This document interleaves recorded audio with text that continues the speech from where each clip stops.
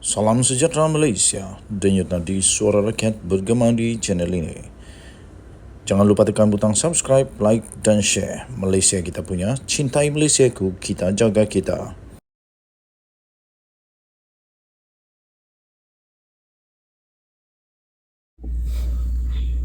Salam sejahtera Malaysia. Lebih 600 ahli bersatu di Dungun. Lebih 600 ahli bersatu di Dungun tinggalkan parti dan menyertai UMNO. Goodbye Muhyiddin Yassin. Timbalan Ketua UMNO bahagian Dungun iaitu Nur Hisham Johari di dalam gambar itu menyarungkan baju parti kepada bekas Ketua Cawangan Bersatu Gong Pasir Saidi Abu Bakar yang mewakili Jamaluddin Jaya yang kini menyertai UMNO pada majlis penerimaan lebih 600 bekas ahli bersatu untuk Dun Rantau Abang yang menyertai UMNO di Pusat Daerah Mengundi PDM Taman Permin Indah pada hari ini. Berita ini daripada bharian.com.my 5 Ogos 2023. Bekas pengerusi penyelarasnya iaitu Anwar Rosli berkata mereka semua telah membuat keputusan itu sendiri tanpa campur tangan mana-mana pihak. Lebih 600 ahli bersatu dalam kawasan Dewan Undangan Negeri Dun Rantau Abang pada hari ini sah telah mengumumkan keluar daripada Parti Bersatu dan menyertai UMNO. Katanya, keputusan itu diambil kerana kecewa dengan pimpinan tertinggi parti Dun berkenaan yang seolah-olah mengabaikan sejak 2 tahun yang lalu. Katanya, kami berasa terpinggir dan tidak diberi sebarang bantuan. Ahli kami yang susah dan memerlukan bantuan. Namun Barisan Nasional yang datang membantu kami katanya. Jadi kami rasa tidak perlu lagi untuk bersama parti yang mengabaikan kebajikan ahli tambahnya. Kami dipinggirkan, jadi kami sebulat suara tanpa paksaan mana-mana pihak. Kami membuat keputusan untuk kembali semula bersama BN katanya.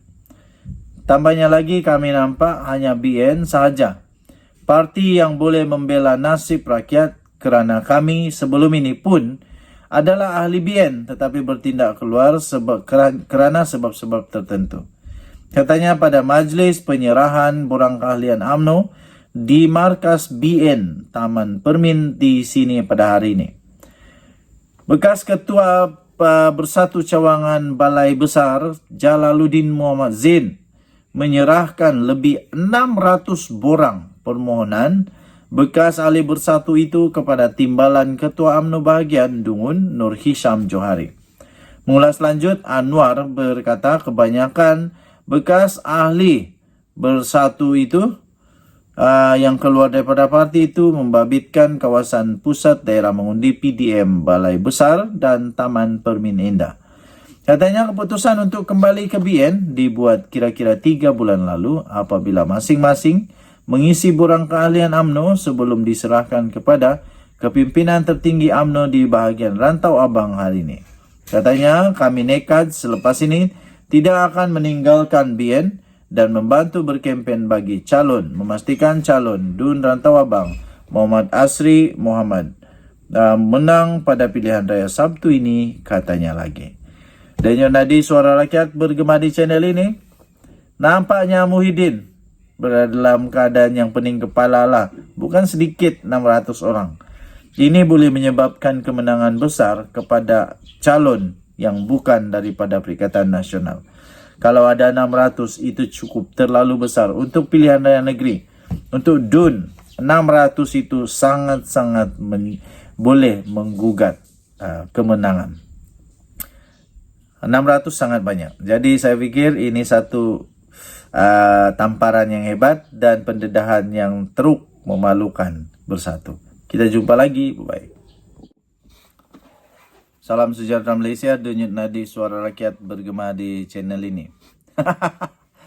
Aduh. Akhirnya Khairuddin, bekas ahli PAS, orang besar dalam PAS, mendedahkan satu pendedahan yang cukup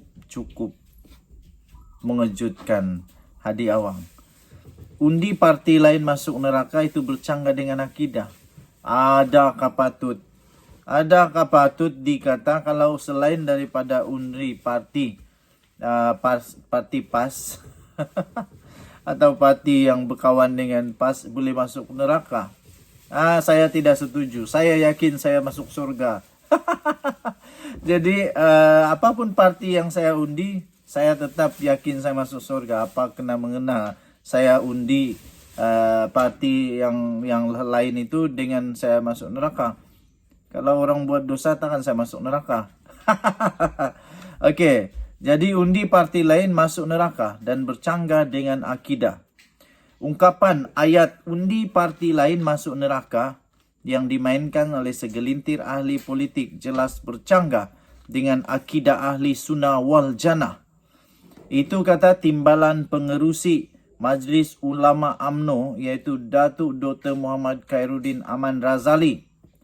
Berkata seseorang yang mengaku memperjuangkan agama tetapi dengan sewenang-wenangnya menerakakan manusia adalah tempias daripada pemikiran takfiri, iaitu sikap suka menuduh orang lain keluar daripada Islam ataupun kafir. Ini diterbitkan di sinarharian.com.my. Kamu boleh cari di sana 17 Julai 2023. Okey, seterusnya.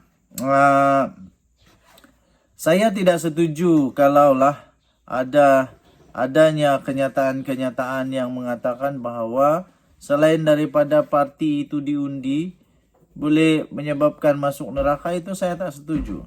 Sementara itu beliau menjelaskan konsep mengundi dalam pilihan raya itu adalah hak memilih yang diberikan di dalam negara yang demokrasi moden, diperakui dan dinilai semula sebagai sebahagian daripada sistem syura.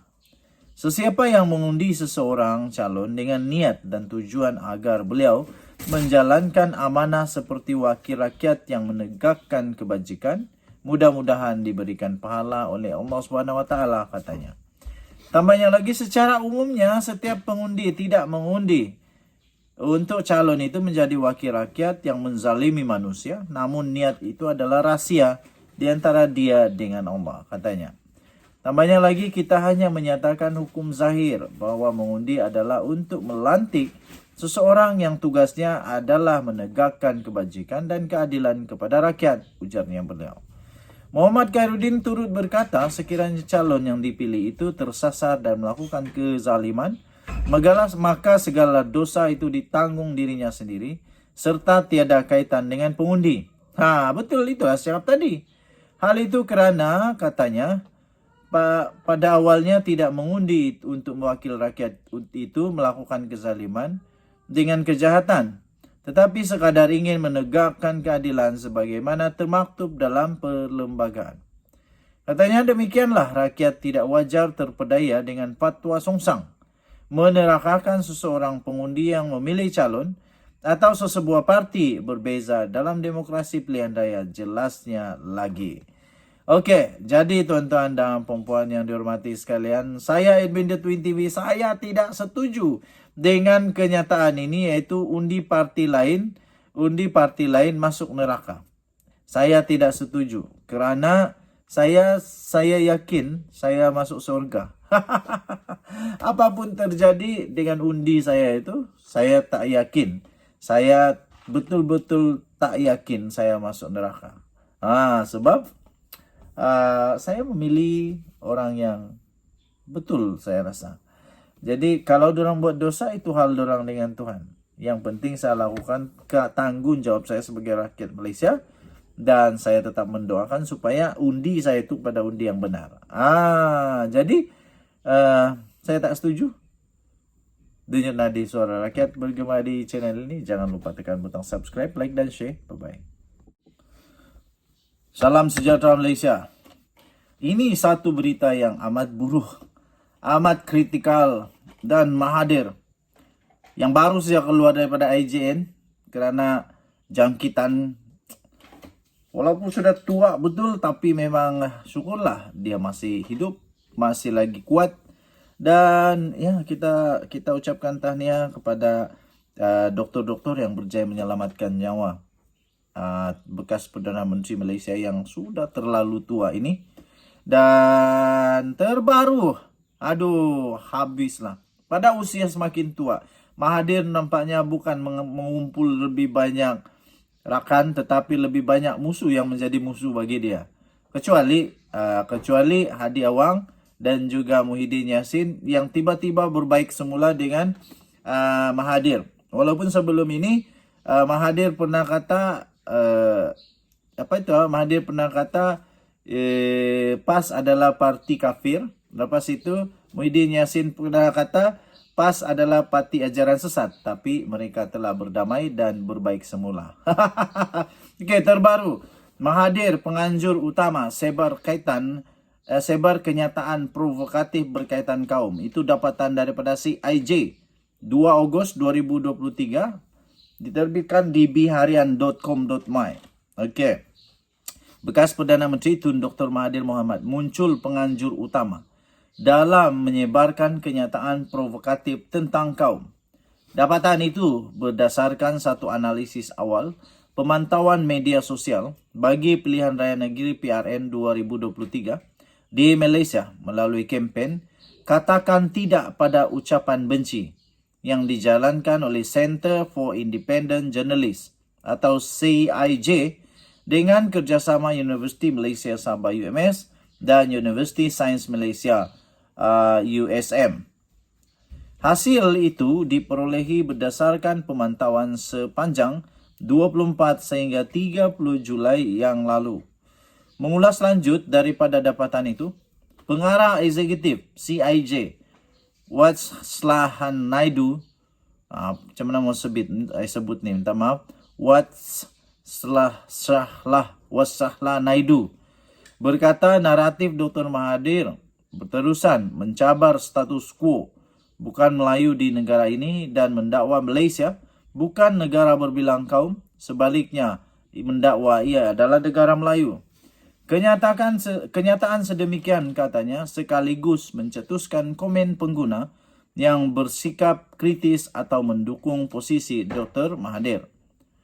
Microaggression atau keagresifan mikro ini berniat untuk mencipta naratif yang mempertembungkan kita dengan konsep mereka dan terbina melalui stereotip dan maklumat palsu yang disebarkan pihak yang berkuasa.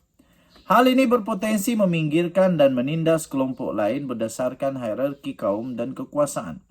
Rakyat Malaysia bukan Melayu juga mula meluahkan pandangan mereka soal dikotomi bukan Melayu dan naratif yang memecah belahkan ini menggugat rasa kekitaan dan perasaan untuk menyumbang kepada negara ini, kata kenyataan itu. Kenyataan itu juga berkata seorang rakyat Malaysia berbangsa Bidayu Cina turut berkongsi bahawa dia terus menerima pelbagai komen berbaur perkauman apabila meluahkan pandangannya tentang ungkapan yang memecah belahkan ini secara dalam talian. Justeru kita yang berada dalam keadaan berbahaya sekiranya tidak segera menggesa kebertanggungjawaban dari pihak berkuasa apabila mereka terus menanam rasa benci terutama dalam kalangan anak muda di Malaysia, katanya dalam kenyataan hari ini. Selain kenyataan sedemikian, hasil pemantauan CIJ mendapati peristiwa Memali 1985 turut disifatkan sebagai serangan terhadap Dr. Mahathir dan PAS juga bersubahat dengan bekas Perdana Menteri itu. Mengikut hasil pemantauan itu, sebahagian daripada hantaran mempersoal semula kejujuran posisi PAS sebelum ini. Pemantauan dijalankan itu memproses lebih kurang 18,721 hantaran sepanjang tempoh seminggu dan dikategorikan mengikut tahap keparahan ucapan. Hasil pemantauan CIJ menemui hampir 85.08% atau 15,927 hantaran daripada hantaran media sosial berada pada tahap 1 yang mengandungi komen yang umum dan perbezaan yang tidak menyinggung dalam isu diperhatikan. Hantaran lain itu 14,7% berada di tahap 2. Bahasa dan kandungan yang menyinggung atau bersifat diskriminasi 0,13% di tahap 3. Bahasa dan kandungan yang menyahmanusiakan atau agresif dan 0,02% di tahap 4, iaitu bahasa atau kandungan yang membabitkan seruan atau ajakan kepada keganasan. Pemantauan sama menyimpulkan bahawa naratif umum bagi semua hantaran ini masih lagi berpusat pada isu bangsa, agama, gender, sasaran terhadap komuniti lesbian, gay, bisexual, transgender, dan pelik atau LGBTQ+. Bagaimanapun, ia tidak sampai ke tahap keparahan ucapan benci yang tinggi.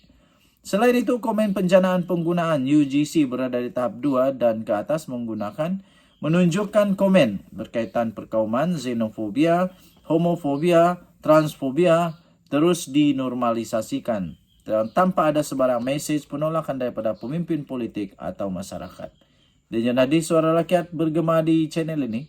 Jangan lupa tekan butang subscribe, like, dan share. Nampaknya Mahathir makin tak disukai. Mahathir terus saja mendapat pendedahan demi pendedahan yang tak berpihak kepada dia. Ini tajuknya pun memang dah best pun. Mahathir penganjur utama sebar kenyataan provokatif berkaitan kaum. Aduh, Mahathir berhentikanlah buat kenyataan-kenyataan tentang yang berkaitan dengan kaum. Apa sih yang berkaitan dengan 3R? Hentikanlah siapapun. Siapapun ahli politik di Malaysia, tak kiralah berapa besar pangkat, tak kiralah berapa besar apa sajalah pangkat kah, kekuatan kah, kekayaan kah, banyaknya penyokong kah, tak kiralah apapun, tapi jangan sentuh 3R. Sudah diberi amaran oleh polis, jangan sentuh, jadi janganlah. Dan ini pun sudah diketahui oleh seluruh rakyat Malaysia bahawa tidak boleh sentuh 3R. Rakyat biasa tidak akan sentuh 3R dengan mudah. Tapi ahli politik seolah-olah mereka rasa mereka ini kebal. Tapi nampaknya Sanusi membuktikan bahawa ahli politik tak kebal pun. Kalau kau sentuh 3R, kau tetap kena. Jadi kalau Mahathir tetap mau menyentuh pasal 3R, tunggu saja sampai masa ada juga habuan yang pasti akan dijalankan, diambil tindakan.